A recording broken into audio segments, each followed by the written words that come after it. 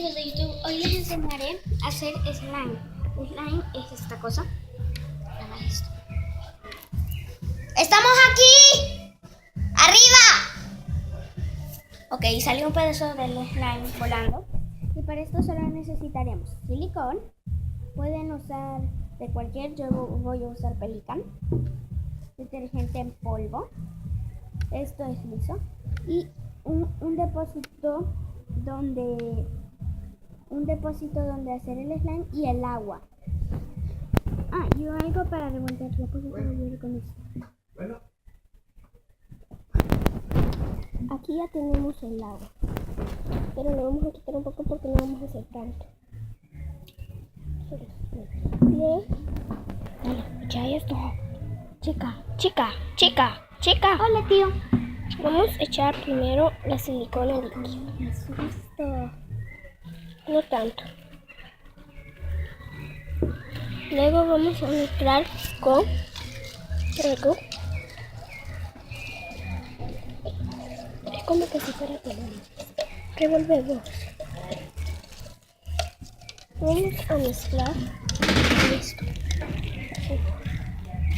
Luego vamos a echar un poco de jabón o detergente.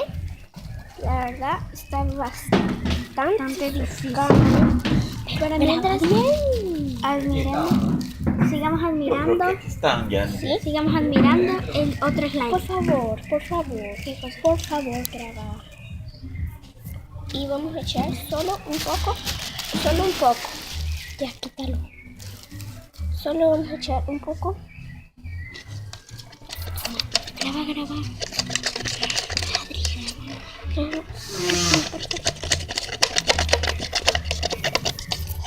Este slime será más útil. Vamos a echar otro poco. Porque como le echamos agua,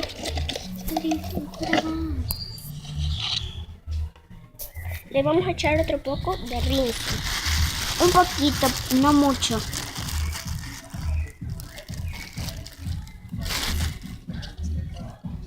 Y vamos a revolver bien.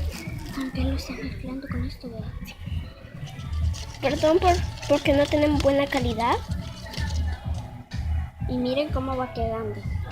Luego lo agarramos con nuestras manos y lo empezamos a amasar y lo empezamos a amasar así. Verás que poco a poco se te irá quitando de las manos. Bueno amigos, espero que les haya gustado este video. Denle like y suscríbanse. Bye.